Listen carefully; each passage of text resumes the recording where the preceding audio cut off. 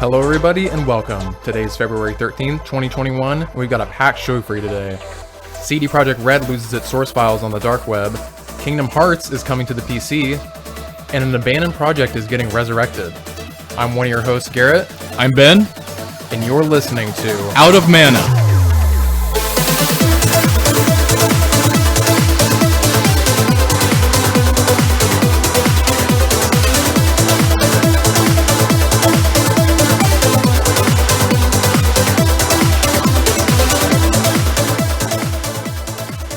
Alright, Ben, it's another week. It's another one gone and another one coming. This week felt pretty fast, actually, surprisingly. It passed like sand through the fingers, and I am very happy about that, to be perfectly honest, because this is a 3-day weekend for me. Oh, nice. You get a 3-day weekend? I get Monday off, and am I glad. Oh, nice. I don't, but that's okay. I don't have to go into work until later tomorrow, so I'm actually happy about that. Later than usual. That's nice. That's very nice. So that means I get to stay up tonight. That's why we get to do this. It's already 9:22 p.m. actually, so we kind of pushed it off. We had to watch WandaVision. Oh man, so juicy. It's a good show. If you haven't started watching it, I would recommend it if you're into the whole Marvel scene. If you're into the Marvel scene, this is a Marvel quality show, and is it good? It's a lot of fun. And also, if you like some period piece references, it's very good.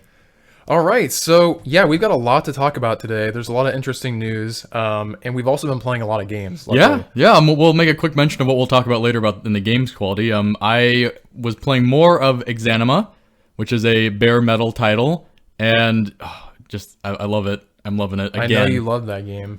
And I've also played a little bit of Divinity 2. That's an older game now. I played it in the past already, but I had a buddy who was like, "Hey, do you want to play Divinity 2?" And I was like, "Yeah, sure, okay." So yeah, I'll talk about that a little bit too and compare it to Baldur's Gate as well. Cool. And if you listened to last episode, I mentioned that the PlayStation Plus free games for the month, for February, were Destruction All-Stars, Concrete Genie, and Awkward. There was another one, but it's not as good. I mean, I don't remember it. So the word of Garrett.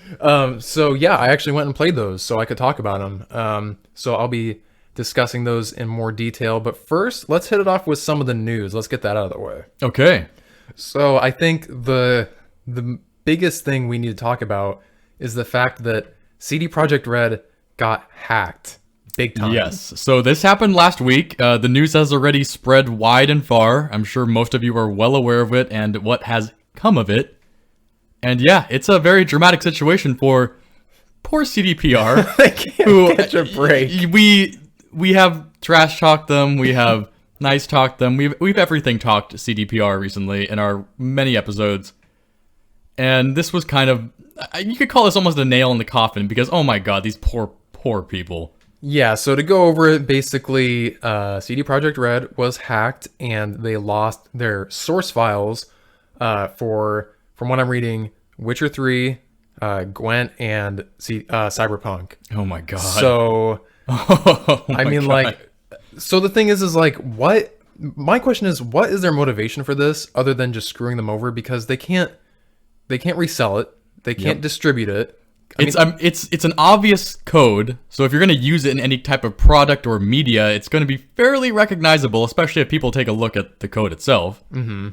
So it's illicit. It's illicit contraband, and what are you going to do with it? But hell if I know. So basically, the hackers left them a little readme note. A very broken English Russian one. I mean, maybe it's broken English to us. Who knows what language? Maybe they wrote it in Polish. I'm not sure the language. I think it was Russian from what I was reading. But yeah, I read some of the ransom note, and it starts off with, and I quote, I quote, "Your have been epically pwned," and I was just like, oh my god. Circa 2008. So it goes on detailed, talking about what they stole. In addition to the source code, they also got apparently like admin, legal, HR, investor relation kind of paperwork. Like heavier and heavier. That's kind of scary stuff. Like that's people's information. That's people's information. I mean, CD Projekt Red is suffering already. They've had a lot of backlash, as we all know, and they did not need this. So if anyone's concerned for your own personal safety, they're from what I read, There was no like player information. This is in-company information. Yeah, this just is all in company company. info. So this is just, again, another slap in their face. And CD Projekt Red did not respond to the ransom. So guess what happened? So yeah, as the week rolled on and everyone was wondering what's going to happen because the ransom threatened to sell the source code, and sell it they did. Yeah, so apparently on the dark web, they put it up for auction. It was listed for $7 million. A steal at any price. A steal, of course. I don't know who the hell would pay $7 million for this, but okay. There's no news on how much it sold for. All we got was that it was sold for a satisfying offer. A satisfying offer, quote unquote. And So whether that's $50 or $100 or $1 million, we don't I know. imagine it was over the 1 million mark, and satisfying in the dark web terms. Who knows? Maybe it was 1 million with like a IOU note. Who knows? 1 million Dogecoin, that's what it is. 1 million Doge Bitcoin. Of course, if we have To the Ozzy, if we have Ozzy Osbourne here, he would be saying Dogecoin, Dogecoin. And if I had the tongue and the yeah. The sale did indicate that it cannot be sold or distributed, and it was sold as a whole single package. So I'm glad they had sale terms. I'm glad on the dark web they had some integrity right there. There's integrity. I'm glad I'm glad this illicit bazaar of the dark web it has some integrity. And the funny thing is, I made the Dogecoin joke, but on the dark web, you're known to use cryptocurrency. Of course, like I'm pretty sure that's the only way. What to else sell are you going to things. use? Yeah, are you going to slap down some dollars? I mean, you could if you want to get caught. If you want to get caught, and you want to get turned Be into traced. they're going to kidnap you and sell you on the dark web. What do you think they use? Bitcoin, Ethereum, Doge? Probably Doge. I'm thinking Doge. I mean, Doge is pretty spicy right now. They're using the word epically pwned. Probably Doge. Maybe more. If they're using epically pwned, but this is Russia. Like they're stuck in 2008, 2010 still. So who knows if they even have Bitcoin? Oh man, I just don't know why you would want it. Other than, I mean, what would you use that for? To make your own game, like to look at the code and try to copy it? I mean, I don't really know. I'm trying to like noodle that, and I don't know. I mean, maybe there's something out there that I just can't think about, but it's like stealing a painting from the Louvre and selling it again, like on the market, and of course you can't sell that. It's way too hot. And you can't even like put it in your house because if it gets seen, then someone's gonna be like, Well, wait, where's that? That's a beautiful reproduction of the Mona Lisa. Wow, you can see the crackles in the pan. Wow, and it just happened to get stolen. Yeah, I don't know where this is going, but it happened, and I'm we'll very, see where this goes. Yeah, I'm curious to keep tuned to see what crops up, and maybe it'll never crop up in our scope because we're not dark webbers. But it's an interesting turn of events for sure, and I'm so sorry, CD Projekt Red. I'm so sorry for you guys. So it was being monitored by some kind of company that like monitors dark web stuff, and I think a big full-scale investigation is happening right now. Better. So a few weeks from now, a few months, I'm sure something tells me someone's gonna get to the bottom of this, and we're gonna get an answer, and someone will probably go to jail. This is pretty high profile, so it wouldn't surprise me if even CD Projekt Red bought it back. Well, they didn't respond to the ransom. They're probably like, They didn't "Screw this respond, game." so they said. That that is So true. they said. Mind you, we are not part of the inner circle of the CD Projekt Red. And they have lied to us before. They have lied to us before. Those filthy. Yeah. So that's all we got on that one. I just thought it was definitely worth bringing up because it's just kind of crazy. I've never really seen this with any other publisher or developers, This is some very kind of old-fashioned crimey stuff. Like this is like 60s crime movie style. You just stole the baby of whoever that famous aviationist was, and I mean, Jesus Christ, like this is some weird crime stuff you don't see happening anymore. If you want to learn more about it, CD Projekt Red actually released something on their Twitter, like a statement going over it, and then they also showed the ransom note. I mean, that's how I saw it. So didn't it look like it was written in Notepad? It was literally a Notepad. It wasn't okay. It was good. It was a read-me file. I mean, it wonderful. was straight up read-me. This is classic Russia. Thank you, Russia. And they also sorry to Russia if it wasn't Russians. I saw some Russian looking. Oh, okay. I heard from you as Russia, so I'm blaming you. If it wasn't Russia, it's Garrett's fault. Okay, it's my fault. I looked at the language and it looked Russian, and so bad on me. Well, it was okay. At the least, you could say it was Cyrillic then. I think so. Okay. Yes. So, anyways, on to happier news. Any Kingdom Hearts fan out there? I mean, even if they're not out there, I'm right here, and I'm gonna do some heavy breathing over this. So Kingdom Hearts is coming to your personal computer. It's not stuck on PlayStation anymore. I'm biting my lower lip. Finally! Finally! In fact, it even got on Xbox recently with Kingdom Hearts 3. They released that on Xbox, and with that, before it came out, they released like a whole all-in-one package, so everyone could finally play it. Except, on PC. Except on PC, as has been since the beginning, and finally, man, I bet the game's as gonna someone be nice. who played Kingdom Hearts when it first came out, and is still a incredibly massive fan of the original game. Finally. I wonder how this is going to play on PC. It's going to be smooth. So, I mean, okay. There's the idea of PC ports. Yeah. Saints Row 2. But we're hoping that this is going to be a good port. And, I mean, everyone and their mother who likes Kingdom Hearts has played Kingdom Hearts already. I was going to say, if you're a Kingdom Hearts fan, you've already played these games. You played these games, but on the PC, I don't know. Maybe there's a certain je ne sais quoi. And I want that on my PC. I want Kingdom Hearts on my PC. My PC deserves it.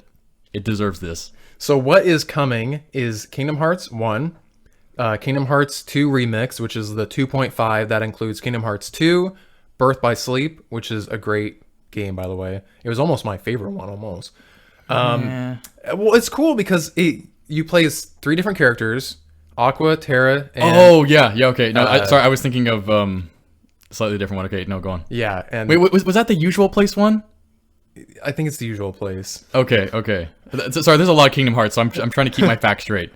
You play as, Aqua, Terra, and was it Ventus? Ventus, yes. Yeah, I'm pretty sure those were the 3. So Terra and Aqua are the better characters. Ventus is just Ventus. His storyline wasn't that good, but what's cool is you basically get to play the game 3 times from 3 different perspectives. And in many different worlds. Yeah. Many different worlds. So, yes, I'm actually inclined to agree with Garrett on this. This was a really cool game. And it went under the radar completely until this package came out. In Birth by Sleep, they introduced a new combat system, which has been carried on since. Like, it's the core of what Kingdom Hearts 3 uses. Yes, the theme park system where you can just jump into a roller coaster and ride over the enemies. Okay, so it didn't have the theme park system. That was definitely Kingdom Hearts 3, the OP Disneyland attraction, super attacks. We all just wonder why, but I mean we know why. We do know why. We do know why. So if you're a real Kingdom Hearts player, and I'm sorry to the people who actually use these attacks, you don't use the attacks because it just wipes the enemies. I played on the hardest difficulty, and it's just like a press triangle to win. It wipes the enemies. As soon as that popped up, I remember the first time I was playing Kingdom Hearts 3, and it popped up, I was like, what the hell is that? And I pressed it, and then all, Goofy, Donald, and Sora hop into a, teacup ride, and they start giggling and laughing as they ride across the map, wiping the enemies clean like a whiteboard eraser. And I was just like, I'm never doing that again. I used it because it was so easy. I'd never use it again. That was the one time I used it. There were some I didn't like using because it took so long, like the water ride one. This is like Final Fantasy style, like summoning. It takes like 30 seconds and you like have to go through it. Okay, not Final Fantasy style summoning. That took like 7 minutes. That took like a lot longer. But they were great. But anyways, a little tangent there. And yeah, like you said, anyone that played Kingdom Hearts 3 that's a Kingdom Hearts fan were playing those and they're like, And they actually finally did come out with like a patch or an update where they made a harder difficulty to make the game actually a little bit more challenging. And it was successful. Yeah, it definitely was. It's a lot harder. And I remember I started a game playing it and I didn't finish it through because I got moved on to different games. But yeah, it was tough. Like I was doing the first game and I was getting the shit beat out of me. The game definitely needed that, and I'm glad they did. Okay, and then it also comes with Recoded. Oh yeah. I do not fully remember that one. I feel like that's a recap kind of game. I feel like I didn't play that game. That was one of those movie ones where it like showed you what was going on. Unless I'm totally wrong. Like the vague scraps of my memory are piecing together, and it's like a quilt. I have no idea. I don't know. So basically when I moved to California, one of the first things I did, because I didn't have a PlayStation 4 yet, Ben had a PS4, and I'm like, oh my god, I can finally play these games I never played before. So we went to GameStop, and I saw the Kingdom Hearts thing. I'm like, oh my god, they remade these. Yeah. We went to the ruins of GameStop, because back then GameStop was in ruins. This was the past. Remember this. GameStop hadn't been Reddited yet, and that collection was the one we went for, and we got home, and that's pretty much all I did. Because Ben and I were living together at the time, and then every day I just came home after work and just like straight to Kingdom Hearts. I went through 1, 2, all the side. So I've been trying to get Garrett to play Kingdom Hearts for the longest time, and finally, as adults, he moves here, and he just goes full into the Kingdom Hearts world, and now he is just as big of a fan of the series as me, and I love it. Yeah, it's such a good time. Like, it's one of those games that you just can't be upset playing it because it's such a fun, carefree environment. Like, who doesn't want to play in Disney worlds? Like, who doesn't want to play Disney villains? Yeah. So you have Final Fantasy and Disney mixed together in the best way possible. Mm-hmm. Kingdom Hearts has a really weird rap because some people are just like, what the hell is that? And why would you play that? Follow your heart, Sora. Like, why would you play that? And then there's the people that just appreciate it for what it is, and it's so good. Well, us, we grew up on these Disney movies, and being able to like go into these worlds and play them. And what's cool about Sora is like when you go into these worlds, sometimes he kind of transforms his look. He does. So like when you go to Halloween Town, you're all like scary monsters. Like, you have costumes It's on. the reason I love the first game so much is because they just captured the essence of the Disney villains so well. The villains are very good. And the writing for them, the dialogue, they interact with each other. These villains from different universes interact with each other. Up. And it's great. Like, their dynamic is so good. Maleficent is very good. Oogie Boogie and Hades. Oh, yeah, Hades is a great one. And I'm a huge fan of the first game. The second game was still good too because you still had some great stuff from that game. I didn't like it that much, but it was still had some great moments. Third game as well. Yeah, third game is a little different. It was hit or miss. I did finish it.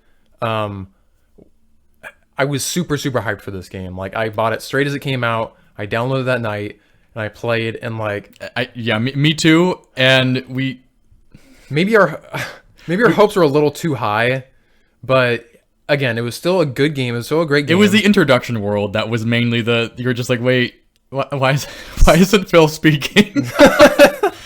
like you have Megara, and she's speaking. She's doing her Meg thing. It's okay. It's not great. It's okay.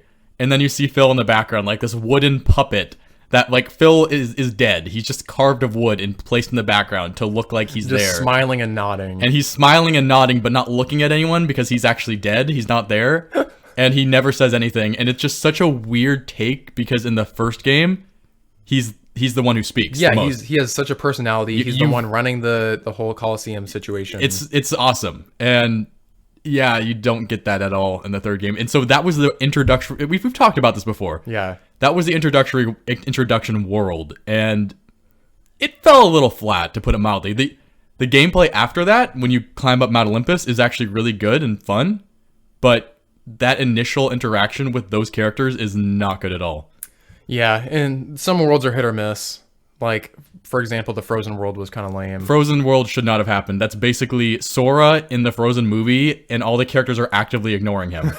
Like, he's literally, like, just imagine watching Frozen, and you just see Sora, Donald, and Goofy kind of stumbling around in the background, and all the characters just basically don't acknowledge his existence, and then you're continually knocked off the top of a mountain, like, 3 times. Yeah, you literally get knocked off the same mountain 3 times and have to redo the thing. I'm like, how many times am I gonna have to redo this? You're basically playing the Frozen movie, and you're not really a part of it. You're kind of just watching it happen. Apart from Tangled, which had a really great Tangled world. one is so good. That one, I mean, again, you're basically going through the movie, but it's fun. Yeah, and they actually acknowledge you, and it just has like these fun little weird parts of the thing where you just it goes off the beaten path. Like, I don't want to spoil anything if anyone hasn't played Kingdom Hearts 3. We're really talking about Kingdom Hearts a lot here, but like. And then the Pirates of the Caribbean world. It's a very beautiful game. In the third game, the Pirates of the Caribbean world was done. I'm well. doing like a gesture here, like beautifully. It was fun. It was open ended. It was incredibly fun to explore. Mm-hmm. And the characters actually felt good, as opposed to the second game, when you're so awkward. you're Sora, and you have like photorealistic PS2 style graphics of Johnny Depp. And you're just kind of this cartoony, rounded Final Fantasy style Sora with Donald and Goofy behind you, and then you have Johnny Depp, who looks photorealistic as much as a PS2 can handle. It was unsettling, to put it like mildly. fish out of water, big time. And then it was basically just copying the movie. It was almost Frozen-like, where you're just watching the movie happen again. And it was incredibly uncomfortable. And to be frank, the killing the enemies in the moonlight mechanic was not good. It was kind of a broken system. And mind you, then you get to the last boss, which is basically the last boss of the movie, and Jack dies constantly. And if he dies, you get sent all the way back to like the beginning of that area, so you're not even at the boss. You have to get back to the boss. Yeah, Jack is like your partner in there, and if he dies, then you have to restart. And God, it kicks you so far back. The amount of times, and I'm just gonna stress this because Jack, he like wanted to die. I mean, Jack was just enjoying it at that point. Like, he would start the fight, and he would just be like, oh, and he'd run up and just like, you would grab Barbossa's blade and just run it through him and cut himself in half like a banana. I swear I had to do that fight like 25 times. Oh, dude. Anyways, so yes. Kingdom Hearts 1, Kingdom Hearts 2 Remix, Kingdom Hearts 3, and then also the new rhythm game, Kingdom Hearts Melody of Memory, which I still need to beat, actually. I totally forgot that I have that game just sitting there half done. I should probably do that this week. How could you? I know. So that's all there is on Kingdom Hearts. It's a big investment. It's like looking at a show that has 10 seasons and you're looking at it dauntingly. It's basically like looking at One Piece and you're like, do I really want to watch all 1,000 episodes of this weird show? Exactly. And yeah, I mean, it's actually worth it, especially if you're just going to play the first game. I'm just going to say it again. It's an awesome game. It has Final Fantasy and Disney mixed in the best way possible. Only a little bit of cringe. It's really good. And just know it's going to be a little clunky. From what I'm reading, these are just straight up ports. These are not ports. Improving anything. These are ports, so don't expect the world. If you really want it on your PC, this is the time to get it, but it's probably not going to be perfect. But Kingdom Hearts 2 and on plays pretty well. Like, from what I remember, Kingdom Hearts 1 was the clunkiest one, and then Kingdom Hearts 2 definitely felt better. I mean, it's clunky. It's by your perspective. In my opinion, Kingdom Hearts 1 plays beautifully smooth, so on the PC, who knows? I mean, it's smooth. It's definitely smooth. You just have to get used to the camera. Yeah. Like, I remember I brought it over for my girlfriend Sydney to play, and she was enjoying it. But as someone who doesn't have a lot of experience with video games, it was like, that's a tough transition. Like in 2020 at the time it was like, actually it was probably 2019 actually. Oh, that's a long time ago. God, 2020 just flew by because that's pre-COVID. It was the dark times. Pre-COVID. Yeah, so Kingdom Hearts, great game, highly recommend.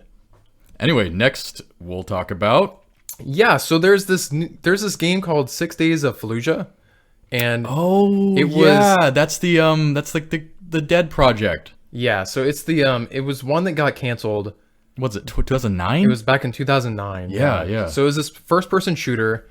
That was originally being developed by Atomic Games, and it was going to be published by Konami, but due to the time and from what I was reading, like war veterans and anti-war activists were talking a lot about it because it's based in like the Iraqi war. If you remember the 2000s, it was a different political world, and especially the late 2000s. We had Obama coming in. It was not the right time for this game. Yeah, so basically Konami was like, okay, we're not gonna take this heat. We're just dropping this. Yeah. So apparently, from what I'm reading, the CEO of Atomic Games went on to create a company called Victura, which I'm assuming is a publisher, because they are now going to be publishing this resurrected game. It's set to come out sometime this year. There's a trailer out, and I'm kind of excited about this only because I haven't played like a war first-person shooter that I've been excited about for a while. It's been a while. Like Call of Duty, they're good games, but like I'm so just tired of COD. I don't think I've played a war game outside of like at Kevin's place. Yeah. At all. Like, it's been a while, and yeah, I'm kind of feeling the same thing. I'm feeling kind of like I want to play this game myself. So you got two options when there's war games. There's like Call of Duty and Battlefield. And they just, Battlefield doesn't come out as often as Call of Duty, but those are like the two you go for. Anything else is like more high fantasy, gets a little super techy, It's just not realistic. And so from this game, what I'm reading, they're they're focusing on like a real Iraq battle. That was one of the reasons it was so quote unquote spicy during its original time period, was it was too realistic. It was too gritty for that time. So they're going to do that again, and we're going to get like a really, really gritty, nitty-gritty war game. Yeah, so that's what it seems like. So they've been working on it since 2016. It's now being developed by Highwire Games, which is led by the lead designer from Halo. Oh yeah, yeah. So that's good things. Good things. Yeah, and so it's being published by Victura, who, like I said, was the CEO of Atomic Games, who was originally developing it. So you've got like this. It's still the same people. You know what I mean? It's still the same guy who's same people, kind of different names, sort of. Yeah, thing. and they brought in some good talent. There's a lot of, actually, from what I read, there's a lot of people from the Halo project. It sounds like there's incredible talent behind this game, this development, and I think we can easily have decently high expectations for it.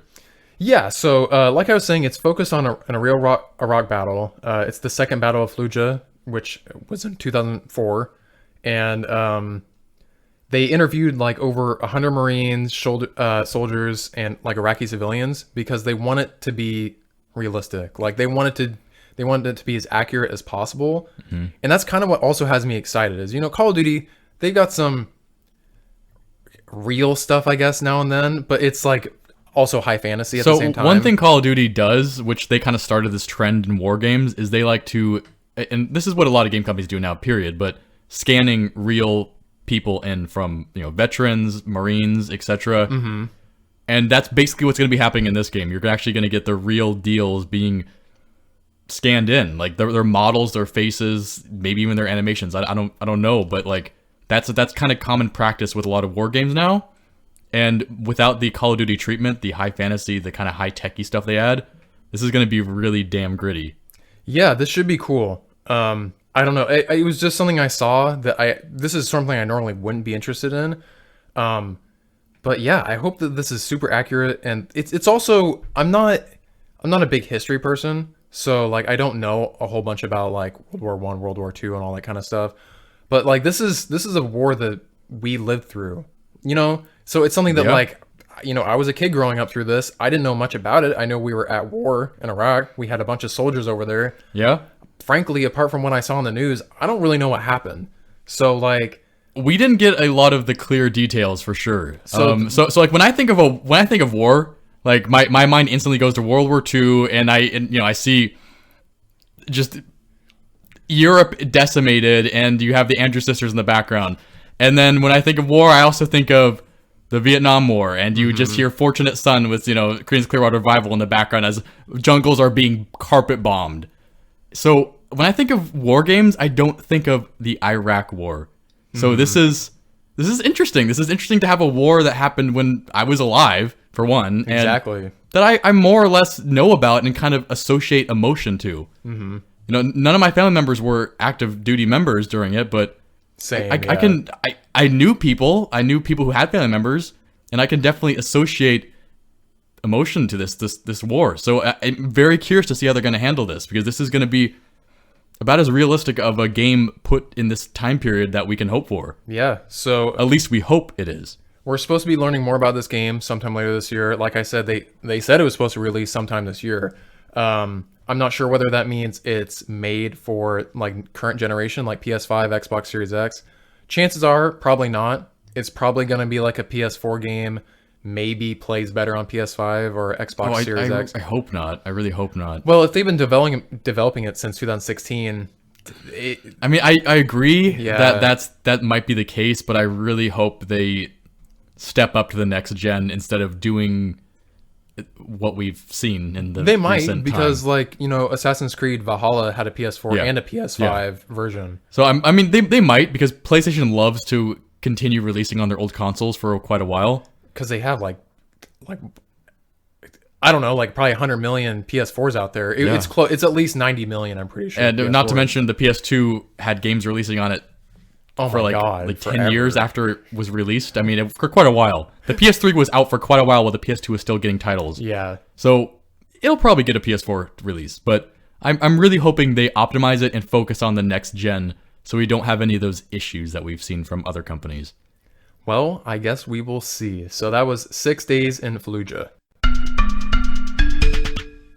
So the last thing I want to touch on is E3. So if you remember, last year E3 was canceled because no one wanted to show up, Sad, sad, sad. and also because COVID, obviously. Obviously. But yeah, big names like Sony were just like, we're not going to E3, and so other people were like, I guess we don't really have to go either, because like you can just do everything virtually now. It's not that hard. Like you don't have to follow anyone else's like guidelines. You can just do whatever Basically, you you can throw your own show. You have your own stage. You can throw your own show. You don't have to worry about the convention center. want. Yeah, and like frankly, I don't know why they followed it for so long. And like, I mean, I know why. I get it, 'cause you gotta be a part of it. In-person experiences are much more effective than internet experiences. okay, true, but the things that make the most noise are the what do you call them? The press conferences, Yes. and the only people that are showing up to those in person are just journalists. Yeah. So I mean, it's good for journalism because if you get the journalists excited, then it's good news for your stuff.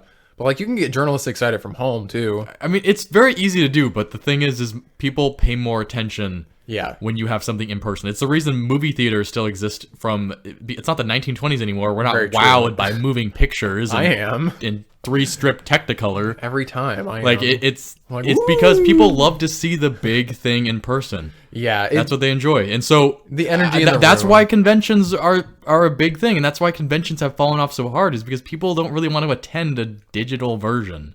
And the other thing with E3 is like I've wanted to go so many times. I remember when I first moved to California, one of the first things on my mind was, holy crap, I'm where the conventions are now. Like I can go to E3, I can go to these esport events, I can go to concerts worth going to. You know what I mean? And you did. I did. You Except bastard. E3, but like you bastard. Like within moving here, within months, like this guy just coasts onto a Green Day concert and leaves me in the dust.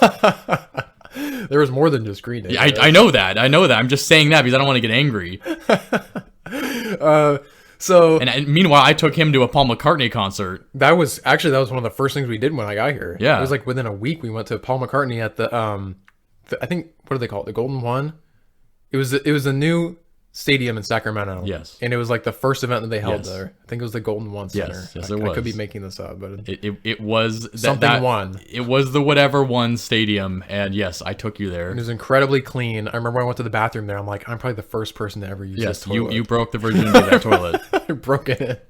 So anyways, E3 is coming back and it's going to be digital. So we don't know much. The only quote I have is the plan includes having multiple 2-hour keynote sessions from game partners, an award show, a June 14th preview night, and other smaller streams for game publishers, influencers, and media partners.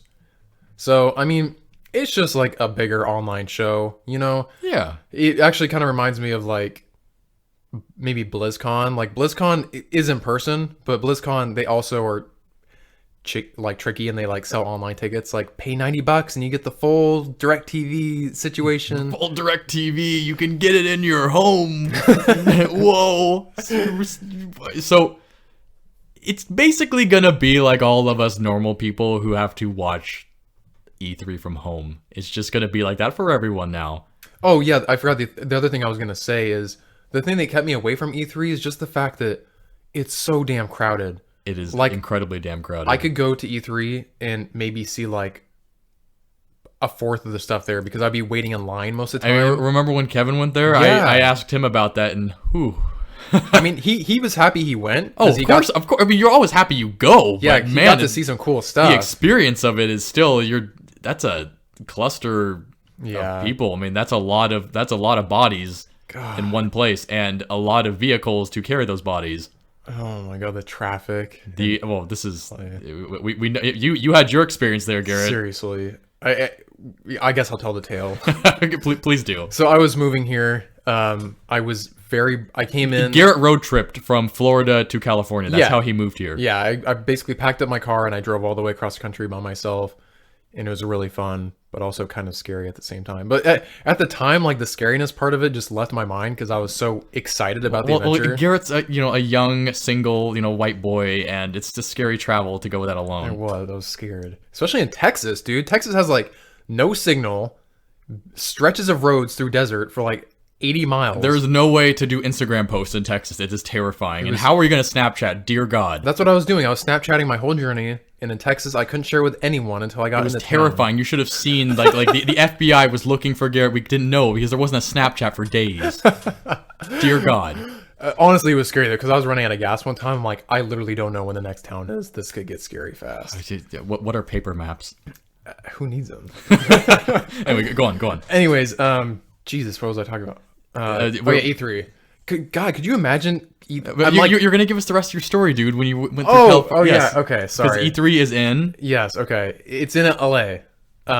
So I came up through Arizona, through Southern California. I stopped. This is the funny part, is I got there like at rush hour.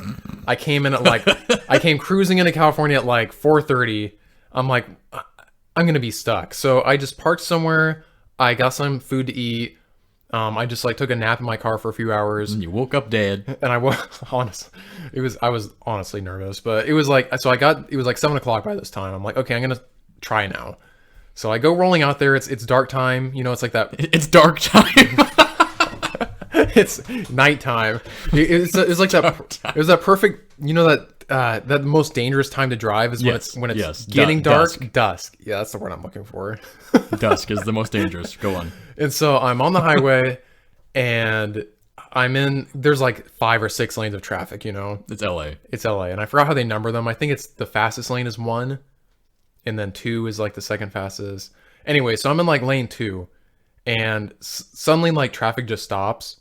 Thankfully, I was paying attention, so I stopped, and I'm looking in my rearview mirror, and the person behind me is not stopping. I'm like, surely they're gonna stop, right? Surely they'll stop. They wouldn't dare. So I've been in California for less than like 12 hours, and I'm in LA for the first time, and this car's just not stopping. I'm like, I'm about to get hit, and lo and behold, bam! Like I get smacked, and it didn't like make my airbag come out or anything, but smacked my bumper and it scared the shit out of me. That would have been the cherry on top of the airbag had come out. Seriously. And so I'm like stuck. I'm like way in, like I said, it's like 6 lanes of traffic, and I'm stuck on the wrong side to pull over. Like I can't pull over next to the meet. There's nowhere to pull over. I would literally stop traffic. I'm like, I can't do this.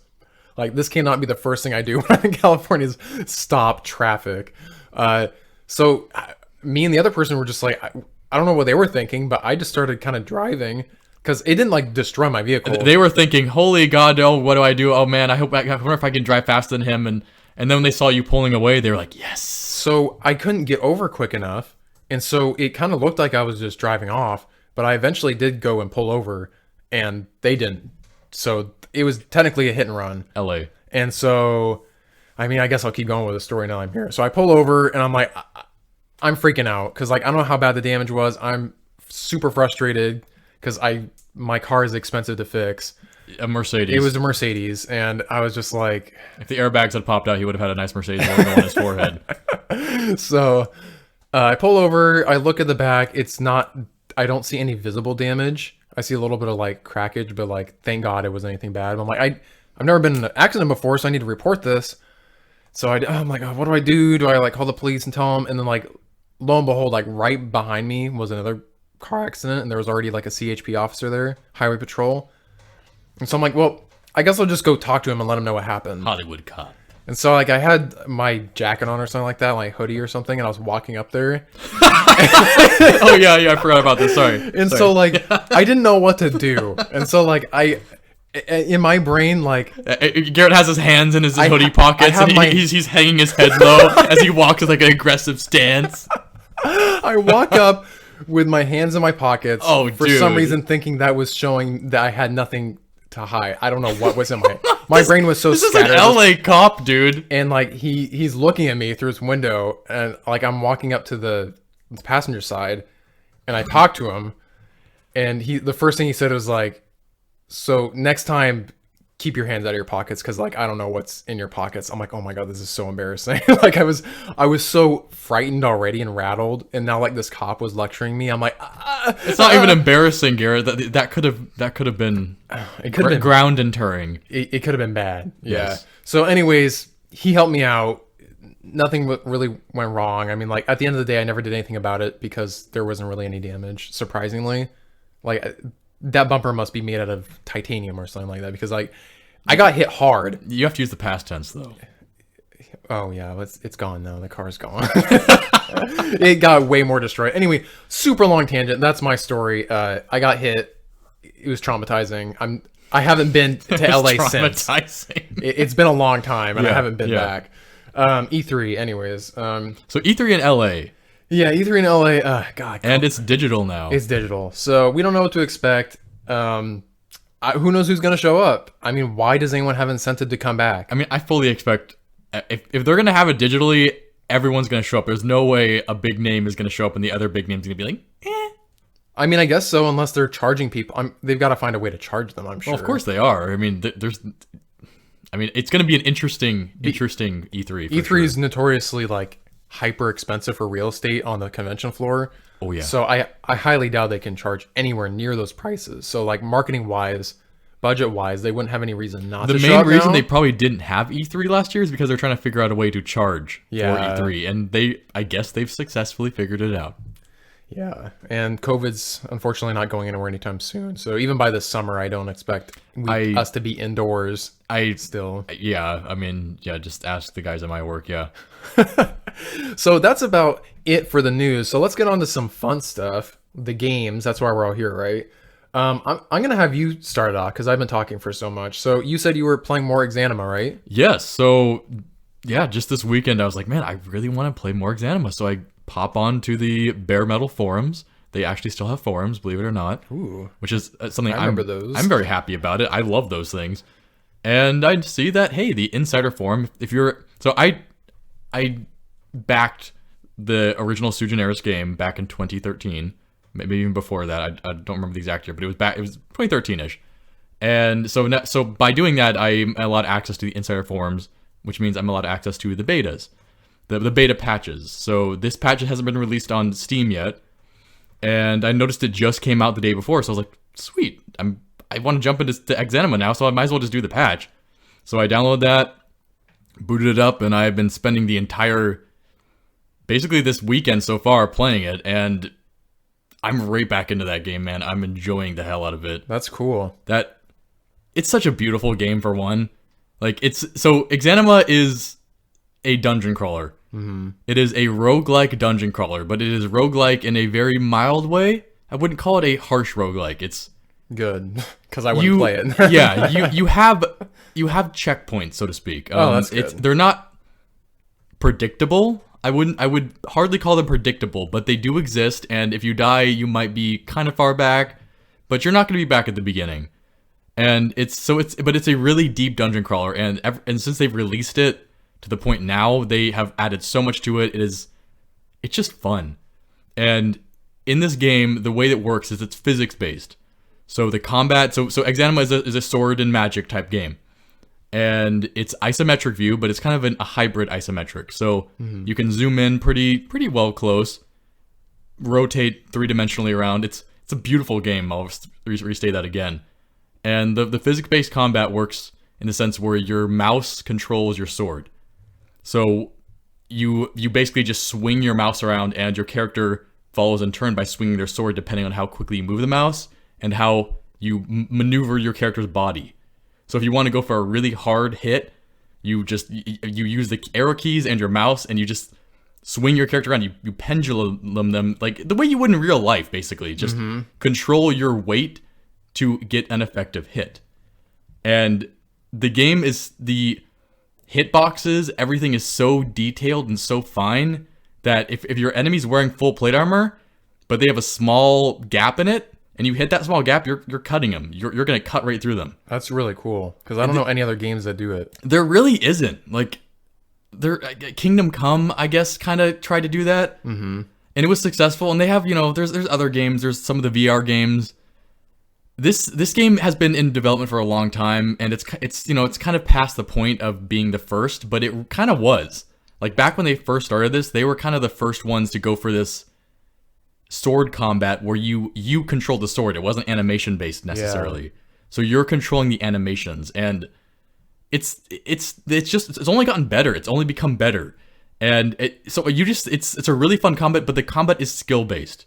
It is not necessarily like you have to learn how to control the combat. And until you do that, you're gonna have kind of a hard time. You're gonna, it's South Park, you're gonna have a hard time. You're gonna have a bad time. And when you finally get over that hump, though, it is so satisfying.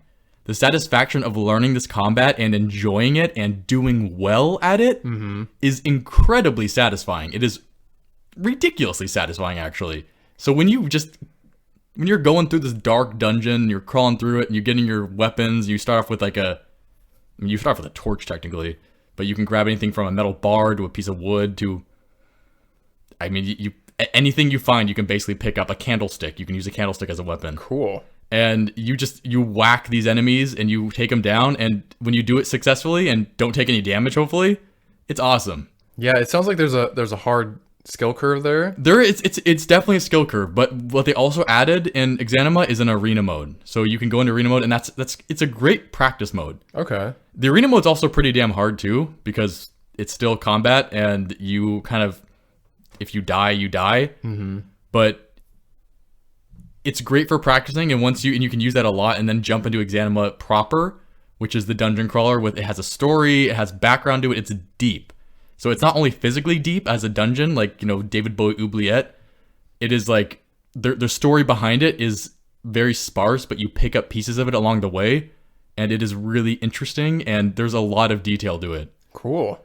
And so I haven't gotten to the end game of it yet. There's a lot of new stuff at the end game that I haven't seen yet since I last got to the quote-unquote end game. Yeah. But I'm pretty damn far in it right now. I finished the dungeon puzzle on level 2, which is basically, there's like an armory, and you have to go through this series of just pitfalls and levers, basically snakes and ladders kind of thing. Mm-hmm. And it all uses the physics of the engine, which is you take objects in the environment, you time it with your own movements. There's a lot of ways to get past these lever puzzles, but it's fun, it's satisfying, because you use the physics to do it, and it's really fun to do it. Like, you can find out, you can grab a plank or a bench, and you can just span like the gap if you want, and try to teeter across it and not fall off. Mm-hmm. Or you can do a more proper approach, which is what I did this time, which is to find ways to hold down the levers so they don't snap back and the gap opens up and you fall to your death. And that was fun. Like, it's a very long puzzle. It's hard to do, and I'm sure a lot of people have a hard time doing it because it's tough. It requires a lot of effort.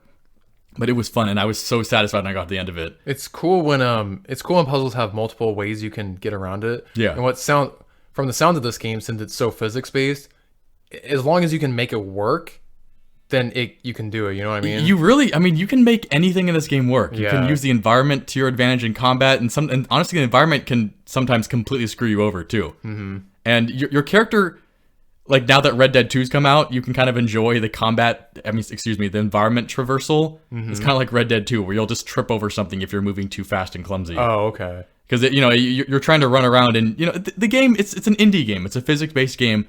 So it's only as perfect as they can get it right now. And your character will trip over things if you force them to walk over something too fast. And it happens.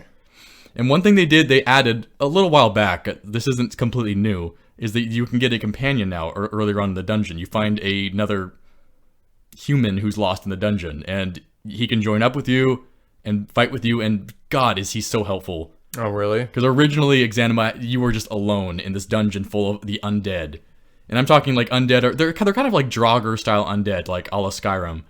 Because they're not like bones and skeletons, they're more kind of like, sunken, swallow corpses. Yeah, not like zombies, but yeah. So, but they're challenging. Like, they are very challenging. They have weapons, they have armor. Like, you're basically in an underground facility being more of the medieval sense, where it looks like almost an armory, living quarters, and it just keeps on going down and down. As you get further, you discover more to it, like more kind of ancient things. And I don't want to spoil it, because if any of you are gonna play it because of this, like, I want you to discover it, because it's really cool to discover, and especially the horrors that lie deeper. It sounds like a pretty cool game. I think I finally need to pick it. I can pick it up, right? Is this something I can play? Yeah, it's available on Steam. Okay. I'm playing the newest patch, which is in beta. The patch is in beta, and they haven't released the patch to the public yet. Gotcha. So, but the patch includes a lot of graphic improvements, texture improvements, lighting improvements. So I would get the last. So you would. So what I'm playing is 8.1.2. If I might be missaying that, it's of those numbers, and right now the patch that's out is 8.1. Okay. So, yeah, you would be playing. It would be the same thing that I'm playing. I just have some improvements going on, and maybe some disimprovements too, because patches do what they do. And I would highly recommend it, Garrett. Honestly, it has a strong learning curve. It can be really frustrating, but it's so fun and so satisfying, and there's so much to discover. Like, you find these notes, these scrolls, these letters as you're going through, and they all are written by different people. It's kind of Bioshocky in that sense, where when you're going through Bioshock, you pick up a tape recorder and you hear this recording from someone you have no idea who they are, but they're describing a single moment of time, or they're describing what's happening, or they're describing a character that you know of. And from these little vignettes, basically, you pick up the story. Cool. And that's what Exanima has, and it's very effective. It's very cool and very effective. Is there any word on when it's going to officially release? That's kind of the catch with Bare Mettle is Sui Generis was supposed to release a long time ago. It's a huge project. It's a very passion project for this company, and good. I mean, very good for them, because they're doing a great job so far, but it has been pushed back a lot. So Exanima wasn't even originally in this scope of the project. Exanima is in the meantime, game and tech tester that they released, so people can play it and enjoy it, and they can make money off of it. But they can also test and allow people to use the mechanics of the full game they plan to release later. Okay, so Sui Generis is the ultimate game, and then Exanima is just like the beta game that they have. Bingo. Okay. So yeah, Sui Generis is going to be a full-on overworld RPG, like gotcha. Like huge scale world, characters, dungeons, dragons kind of thing. Maybe not exactly that order. It's like Sui Generis is technically what they call low fantasy. Okay. So you're playing in a medieval world that is by all means gritty and realistic, but you have fantasy elements that exist very, very low key. That's kind of a good thing to have. It is, because when it's too much, it like kind of takes you out of the element. It's quite refreshing. You don't see that too often anymore. I mean, you do more than you used to, I guess, but like it's not Fable where you're walking around, you have pixies screaming at you and calling you names. Yeah, exactly. Like it is a very gritty game, and it looks gritty, and it's moody. It is very somber. It is very dark and dirty, and it works. Again, it's beautiful. Like, the graphics are stunning, and ever since the game came out, they've been good looking, and they still look awesome. Cool. Well, you've honestly convinced me. I'm probably gonna pick this up at some point, just so I can say I hopped in on it early. It's really worth trying. It really is. And I think, as someone who I might have the ability to give you a key, because I might have extra keys, but I'll don't quote me on that. Okay. So I'll quote you on that. Yeah. You heard it here, folks. Ben's gonna get me a free key. I might, but it's a really good game. If any of you have been wondering to try it, if you like roguelikes, this is kind of roguelike in the Hades sense without the skill progression. Okay. But you have chances to try it again without having to start over. And it's really fun. It's really hard, but it's really satisfying to learn, and it's not hard to learn. It's just a hard game.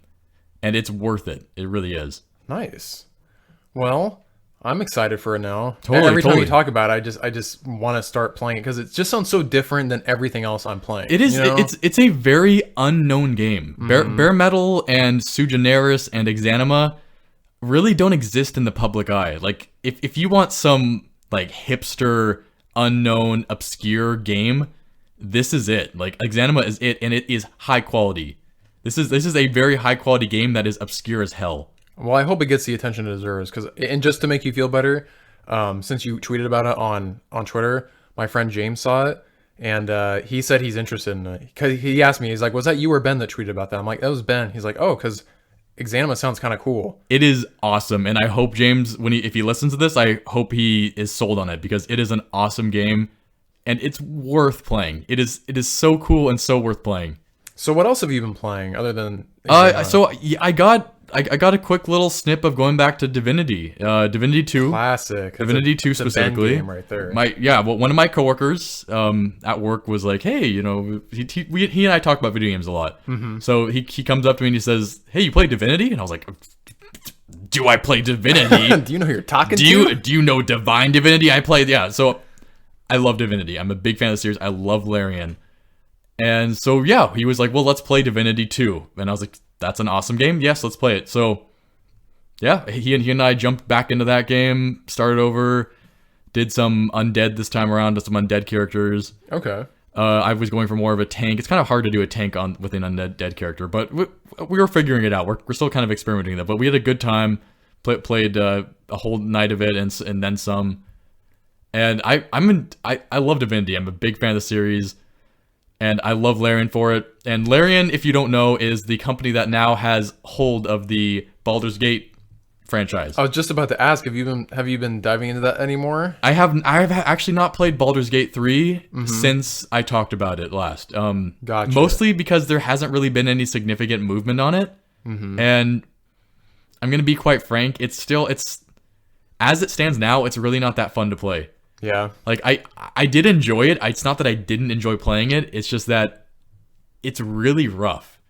And it feels rough, and it plays rough. And it basically plays like Divinity without the fun. Well, that's one key, is if you're not having fun playing a game, you are not obligated to continue playing it, even if you spent money on it. And the thing is I want to keep playing it, Yeah. and I'm a huge Baldur's Gate fan, just as I am a Divinity fan. So when I saw Larian was developing Baldur's Gate 3, I was like, hell yeah. Yeah. If you listen to past episodes, you heard me gush about it. I was really into it, and I still am. But Larian hasn't quite nailed the formula they're going to use for Baldur's Gate yet, because you play Divinity, it works really well. The environment, the combat, everything plays together in a beautiful fusion. It's a great symphony of gameplay mechanics that work very well.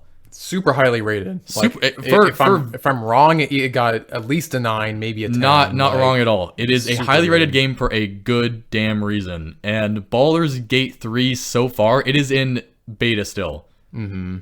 So, which is good. So the reason I speak these things, and I'm not trying to trash it, I'm just saying Larian's touch is very evident in the game. Baldur's Gate feels a lot like Divinity, but again, it's rough.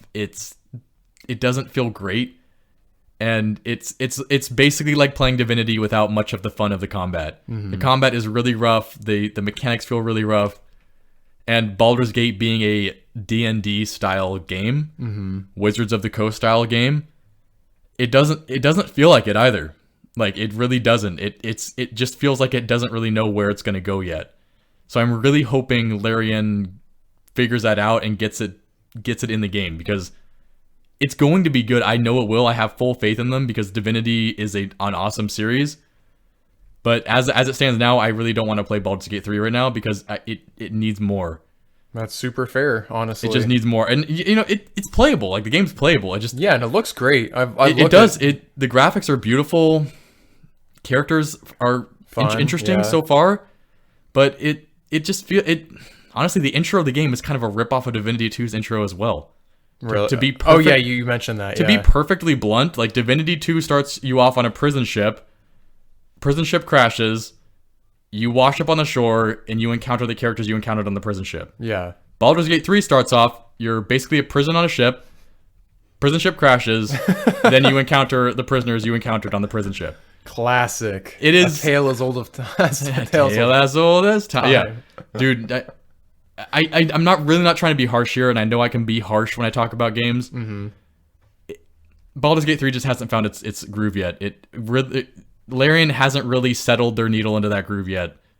They can, and I hope they do, but I'm gonna wait a little longer before I really jump back into Baldur's Gate 3, because when I played it, I don't want to be unimpressed by it. I really don't. Yeah. Let it simmer. Yeah. Let it cook to perfection. Exactly. And hopefully it ends in a delicious Larian Hopefully stew. It ends in a delicious Larian moussaka that I just can't wait to dig into. So, what about you, Garrett? I'll let you go on. Okay, so I've been playing. Surprisingly, I didn't play any more Spider-Man. Like, I said I was going to finish it, and I didn't even touch it. Aunt May. I know. She's wondering where her favorite nephew is. Maybe he's dead. He never called back after he died last time. So, like... I still need to post How that clip. could you? Right? Please post that clip. Please post that clip. I'll go home and I'll get it. It's been so much harder than I realized. Like, I'm just going to go on a tangent here. Okay. I've been trying to get content for our social media. And so there's two things I can do. So luckily with PlayStation Share, you can upload videos and pictures directly to YouTube or Twitter. And like I have it connected to Twitter so I can just post stuff. So why isn't that working? It is working, but the problem is I want to be able to add stuff to the post. Like I want to, I mean, I can type stuff out and add hashtags and stuff, but I can't like link the video, you know, like I can't link our episode, which is what I was trying to do. Okay. Like, okay. I mean, I guess I could type out the whole URL, which I really don't want to do. But what is this, 2003? I was going to say, so I'd rather just have it on my phone so I could just put it all in there. Anyway, so it's like embarrassingly difficult to like get this to work. I had to like get it on my PlayStation, put it on a USB drive, put it on my computer, and I have an iPhone, so I can't just put it in. So I have to do it the hard way. And so I tried to just go on iTunes on my PC, not my Mac, my PC. And when I went to the browser, I'm like, I'm pretty sure they have a browser version of it, which they do. I later found out that works. But at the time when I was trying it, it wasn't working. It was giving me this error. So I'm like, okay, can I just not use iCloud on a PC?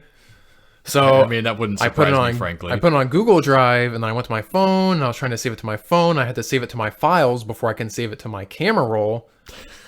And then why not? And then just today, I learned that the reason that it wasn't working on my phone was because it was like a different file format. It wasn't MP4. The wrong format. It was like WebM or WebB. I don't remember. Anyways, I converted it. It's all working now. It's just a lot of work, but so now you should hopefully get more content out there. In the near future, you might see Peter Parker die with Aunt May still on the phone, hoping he's going to come visit.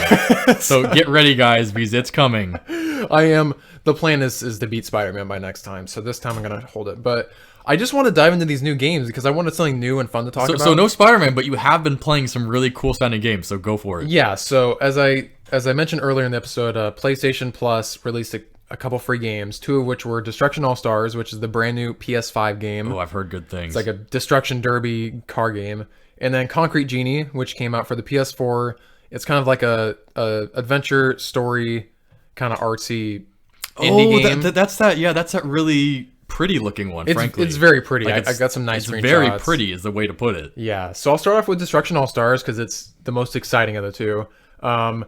This was something that they were advertising during the PS5 launch. Like, this is going to be one of the launch games and stuff like that.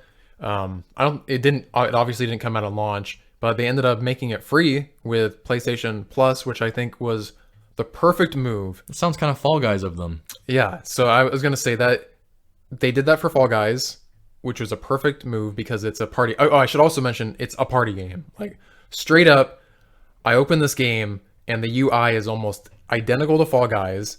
Like, really? As far as do you have your car like falling constantly like on the side of the screen? Well, no, but so it's set up as a party game, but like the tabs and stuff. If you're familiar with Fall Guys and Fortnite and how those tab works, basically formula games at this point. Very formula. Like, there's the homepage, there's like your profile page, and then there's the here let's buy some microtransaction page, and here's the shop. So how do you make your money? It's all there, which is fair. I mean, if they're gonna make it, if they made the deal and made it free. Gotta make money somehow. I'll start off by saying I'm glad it was free because I personally wouldn't pay full price for this game simply because I don't see myself playing this a lot. Just like we did with Fall Guys, we got the game free.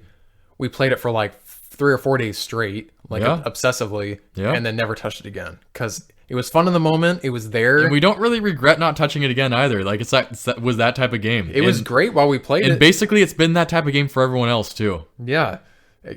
Rest in peace, Fall Guys, I guess. Yeah, and also kind of Among Us kind of came and took that. Rest in peace, Among Us too, because that's falling off now too. Slowly falling off. Yeah, and not to mention Bug Snacks. Oh, Bug Snacks. Kind of a bug, kind of a forgotten. So, Destruction All-Stars, published by Sony Interactive Entertainment Europe, and developed by Lucid Games.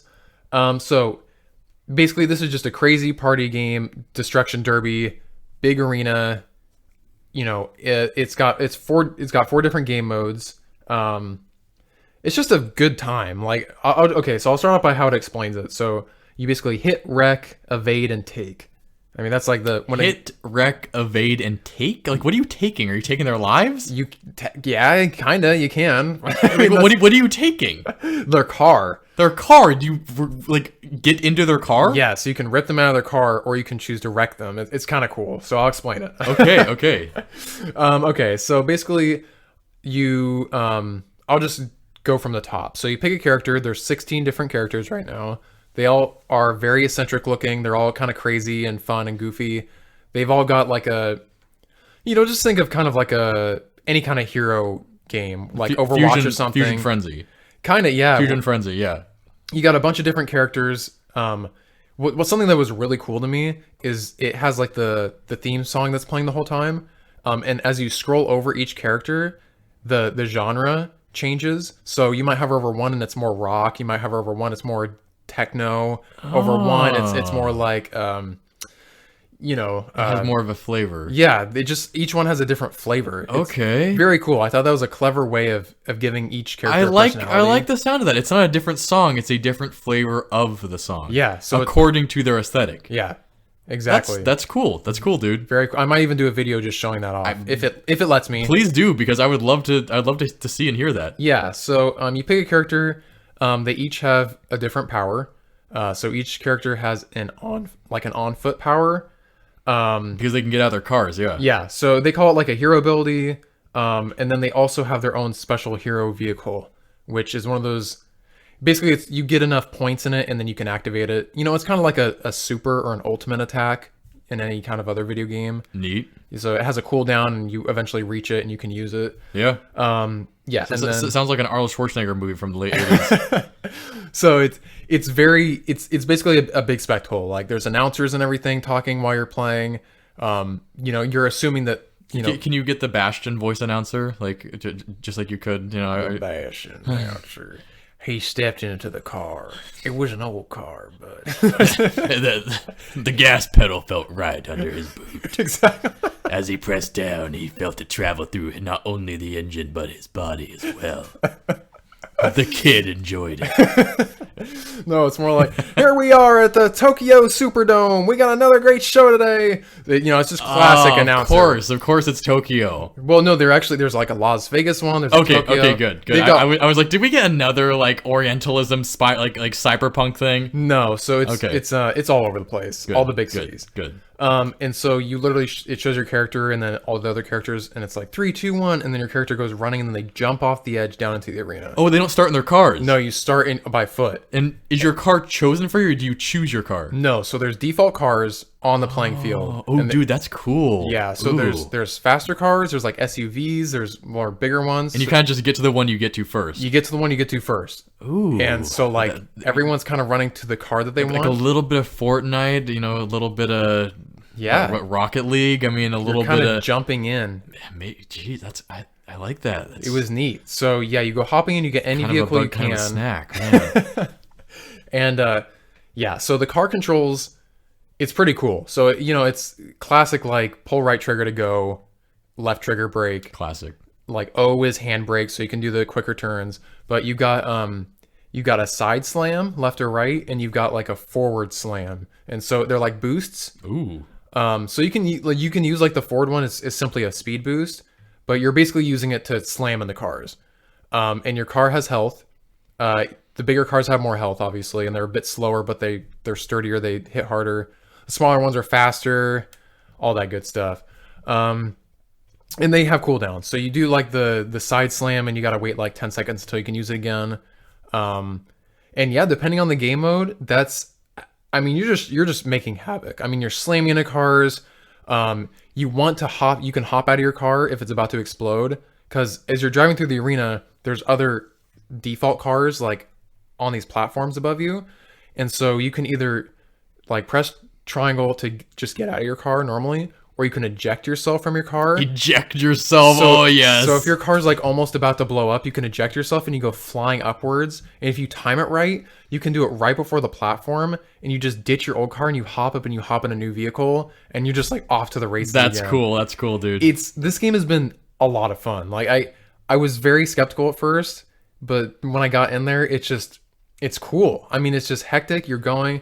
That sounds reminiscent of an older game. What was that one with the clown vehicle from like PS2? Oh, like Twisted Metal or something? Twisted Metal, that was it. Kinda, yeah, that's kind of the vibe I was getting. I think Twisted Metal was really violent, but like it was pretty crazy. But that's for some reason it's reminding me of that.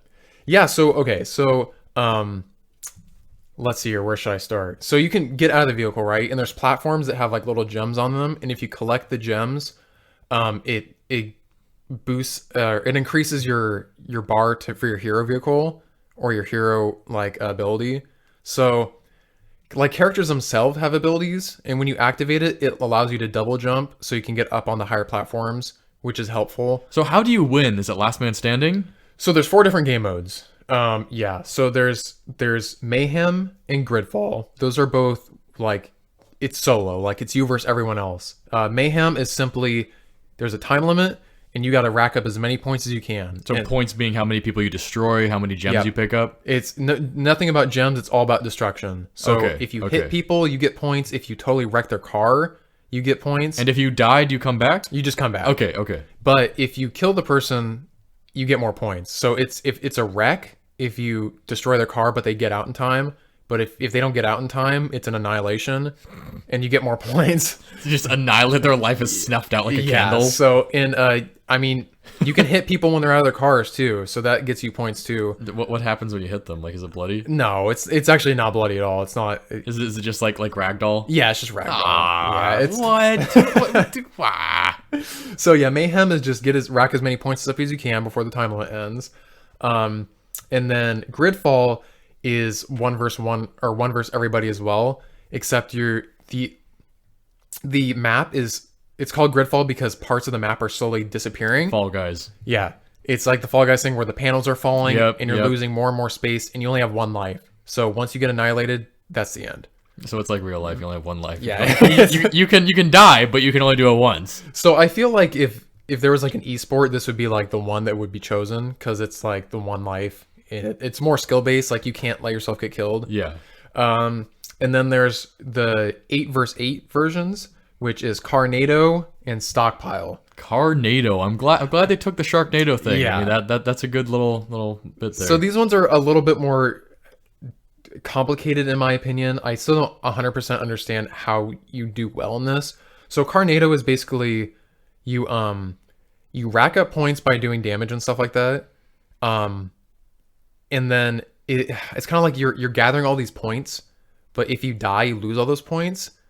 So you have to rack up points and then drive your car into like this big Carnado in the center of the map. There's a literal Carnado. Okay. Yeah, it's like in the center, and you have to drive your car into it, and your goal is to run your car into it when you have a lot of points, and it scores points for your team.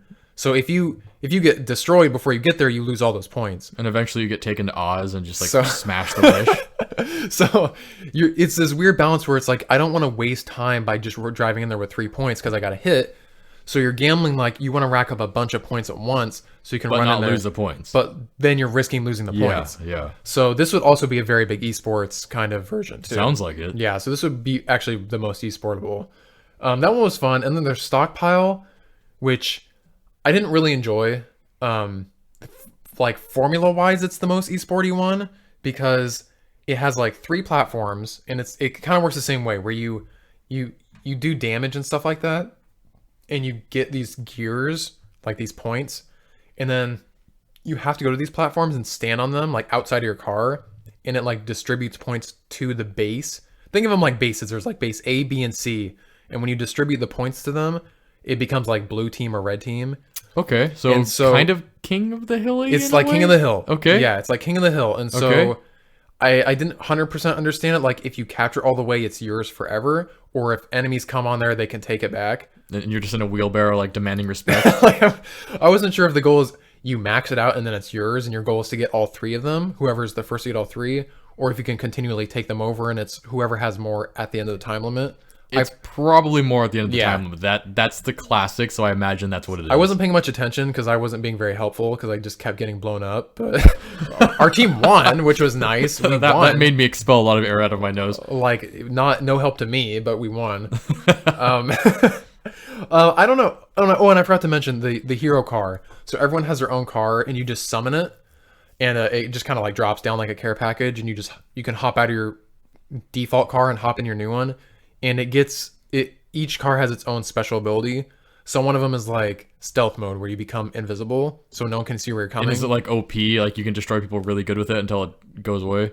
Kinda. Some of them are more like that. Like So the it's stealth. it's not like the Bioshock 2 Big Daddy. No, it's not super OP. There's one guy that has like a very big like monster trucky one with a big like wheel in the front, which is just made to wreck. And if you go slamming into someone, their car is probably gonna explode. But like, it's only active for X amount of time. Yeah, it's yeah. like 10 seconds or less. So it's a power up. So you could totally waste it. But like as long as your car doesn't get destroyed, you get to keep the car. Oh, So your car you can keep using, but the power up itself, like the big tire thing goes away? yeah, the big thing goes away. So, but it's still helpful depending on what character you're using. Okay. Yeah, and the last thing I'll go over is, like I said, you can take over cars. So I haven't 100% understood. I think you have to approach them from behind, because there's a lot of times where I was trying to take these cars over and it just didn't let me. So I think you have to come up from behind and you basically hop onto the car. And basically what happens is it shows two bars. One of them is you trying to take it over, and the other bar is them trying to get you off. So if you're Is it a button mash? it's not quite a button mash. It could be, but it's not. It basically has like it shows a button you have to press, and if you press the right one, it fills up the bar. So it's kind of like quick timey, where it's like press square, and if It's you like press a square, QTE button mash? kind of. Except you only have to press buttons like 4 times. But what if they press the button 4 times more? So they're doing a different thing. If you're in the car and you're getting hijacked, all you have to do is wiggle your car left and right really quickly. So if you're really good at that, you're probably never going to get taken over. Because like, if you just like stop what you're doing and just wiggle back and forth really fast, you'll throw them off. That sounds like a mechanic that might need to be adjusted. So Yeah, because like because that sounds like it might be too easy to throw people off. if anyone's any good at this, like I've hijacked cars because I don't think people knew what they were doing because it's a new game. But like I've had people hop on me and I throw them off within like a second. You know what I mean? Give the game another month, and like pretty soon everybody will be like wiggling their cars in their sleep. Exactly. But it's a hard game. Like I'm having a really hard time hitting people. Like you'd think it would be easy, but like everyone's blasting around. The walls themselves are basically roads, so you can like ride on the side of the wall, and like it's cool. I mean, if you flip, the problem is if you go launching up and you flip yourself over and land on like the back of your car, it does a shit ton of damage. So you have to be careful, but you can utilize it. Like I was trying to do this thing where I could just ride on the side of the stadium, and I was trying to go all the way around, and I almost made it because I thought maybe there might be a trophy or an How achievement. big is the stadium, dude? They're big. Okay, well, They're I mean, quite big. I was like Fusion Frenzy, ooh, riding on the walls, woo, and now it sounds too big to be Fusion Frenzy. No, it's quite big. Some are bigger than others, and there is in like environmental damage stuff that happens. Like some maps have like big fans, like Fall Guys, the thing that's flying around. Fusion Frenzy again. If you get hit by it, you're destroyed. There's like little things that like the things that come out of the ground to like stop cars from driving over. Oh, bollards. Yeah, you can hit those and like really damage your car. Okay. Anyways, really fun game. I'm happy that it's free. It's one of those things I just hop on my PlayStation. I'm like, you know what? I could do this for 15 minutes. I Sounds kind kind of play this for a hot minute and then not play it, yeah. And then I just don't play it. So we'll see what comes of this. It's probably another formula game. I dare say another flash in the pan, but who knows? We all thought Fortnite was going to be that too. Yeah. And then the second game I was playing was Concrete Genie, and I didn't play this one that much. I just kind of wanted to get an idea of what it was, and so So Concrete Genie is kind of like it's supposed to be kind of like an Okami type. So it's Because I haven't seen any gameplay, but from what I've been gathering, it sounds kind of like that. So it's just kind of like an indie story, like adventure story kind of game, which incorporates motion controls and just artistic freedom. Yeah. Very cool. So basically, you play as Ash. You're like this teenager, He's an artist. Does he have like a cut off like vest and like a red cap and like red 1998 shoes? You would think so, but no, unfortunately not. He's just a teenager that's having a hard time, and the way he gets through it is by drawing. And so he draws these fantastical creatures, which I guess are genies. Ooh, that's actually cool. Wow, Yeah. I didn't know that. Okay. And so he's kind of got all these own characters that he made up, and he talks to him. You know what I mean? That's actually a pretty good take on what I was imagining the story was. Okay, I like the sound of this. Yeah. So you start off. You're in this place called Denska, which is some town which has been abandoned and destroyed. Apparently, you learn about it as you play the game, because it used to be a bustling city. It used to be like the pride of the Is it town. post-apocalyptic? I don't know yet. Is this like Hatoful Boyfriend, where you're playing in this wonderful school, and then in the background there's a destroyed city? No, not quite. Okay. There's a flashback of when you're a little kid and with your parents, and it's like happiness and getting cotton candy and everything's beautiful, and you're right next to the ocean and walls. And now it's just like this dark, desolate, everything's destroyed. This is really interesting. Cool. Yeah, and so you're not supposed to be there because your parents told you not to go there, but there you are. And a group of bullies come and pick on you. I love how there's bullies in a desolate, abandoned city. Well, it's like where the kids go to like be bad. Because why would there be anything but like naughty, Netherland boys there to beat you up? So they grab your book, of course, and they tear out all the pages and rip up the journal. And they just like, haha, loser, and they just like kind of leave you there. And so you're just like, well, crap. Like, there goes all my journal pieces. And of course, they go scattering across the world, all your journal pages, and your guy's like, Paper Mario. That's not the wind doing that. Like, how the heck are these flying? That's a genie. So, after they're done bullying you, they push you onto this like abandoned tram, which then activates and like goes to this lighthouse. I don't know why, but apparently trams go to lighthouses. These kids have the power to do that. And so you go to the lighthouse, you kind of explore it. It's very pretty. It has a very artistic style to it. So that's why I was thinking Okami. It kind of has that look to it where it's very pretty. I mean, it's pretty, but it's in this weird like it's more like Ori. I almost want to say stop motion-y. Ooh. Like when it's showing the faces, it's not like fluid like lip movements. It's more as if like they're papery, like the expressions are changing very abruptly, like they're kind of drawings. Interesting. And some of the ways that they do the storytelling is a completely different art style. So it's very cool. It's like a very pretty world, but the way everything looks is kind of storybookish in a way. Very hard to explain. You'd have to just look up some videos yourself. But very pretty. You go to the lighthouse, you go inside, you find a piece of your journal paper, and it takes you inside, and lo and behold, it takes you inside. Is this Chalk Zone now? It is. It almost is Chalk Zone. Yeah. Oh my God. This is basically Chalk Zone. Like, yeah, anything. So fast forward, you go there, the genie that you wrote on your page suddenly appears on the wall, and it's a real genie now. So Chalk Zone. Okay. It's Chalk Zone. So the thing about this game is it incorporates like artistic freedom and motion controls. And so you're basically painting on these walls, and it gives you like a template to draw. And you pick from like a list of options, like whether it's like flowers or stars or whatever like that. And you kind of like roughly paint it, and it kind of does its thing. But whatever you end up painting is what's canon in that game. So it's like that gives you like a paint by numbers thing, and then you can kind of do that and then go off from there. That's a good way to describe it. Yeah. Okay. Cool. So basically, long story short, your drawings are coming to life and they're helping you. And so it's basically a puzzle game where are they 3D or are they like 2D? They're 2D. They're stuck on the wall. So they can only traverse through walls. Which is very cool. Interesting. Yeah. In the things you can do can interact with the real world. Like if you're painting under like these lights, that turns the lights on and stuff like that. Very artistic and cool. So you basically end up, one thing that was cool is one of your genies, you get to like draw one, and you get to choose how it actually looks. Like it gave you the rough outline, and now it's like, okay, like decorate it. And so like I added some like weird squiggly hair stuff. I gave it like 3 tails. I could have given it horns or whatever. So what surprised me is like I did all this stuff to it. I gave it 3 tails. I was trying to be like interesting. And once I completed it and said it was done, it actually animated and like everything was moving as if it was canon. Like the 3 tails were wagging, the 6 sprouts of hair I gave it was wiggling around. So what's cool is like everyone is going to be able to play this game differently, and it's still going to like mechanically work the same.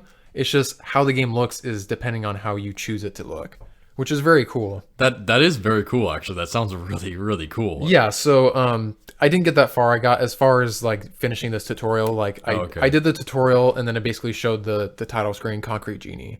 Do you plan on playing more? Yeah, from what I read, there's like 5 or 6 levels or chapters, and each one should only take about an hour to do. Oh, so it's relatively short. Okay. I could beat it in a night, basically, if I decided to, which Okay. I'll probably plan on doing. But yeah, so you basically use these genies to help you get through the puzzle. Like I was in the lighthouse, and this door was covered by material, and I guess the genie that I created was a fire genie, and I could have the genie move towards that area, and he could walk along the wall that I drew him on, and when he got to the thing, he like lit the stuff on fire and let me go through. So it's going to be very interesting of how I'm going to help these genies traverse through the walls to allow me to like get them to do what I need them to do. And oh yeah, and on top of that, there's some weird like darkness mold that's taking over the dense sky. I should have mentioned this. This Darkness mold. So it's like dark mold, and it's like is it like that like smokiness, or is it like literal mold? it's like purple darkness like taking over like the roots. Purple you know? darkness. That sounds like Jack and Dexter Dark Ego. It's like it's like dark eco. Oh my god, you're really good with these references today. So so the genies are scared of it, and so like you have to clear the path of it, and so there's certain things you have to do to get the dark eco stuff to go away.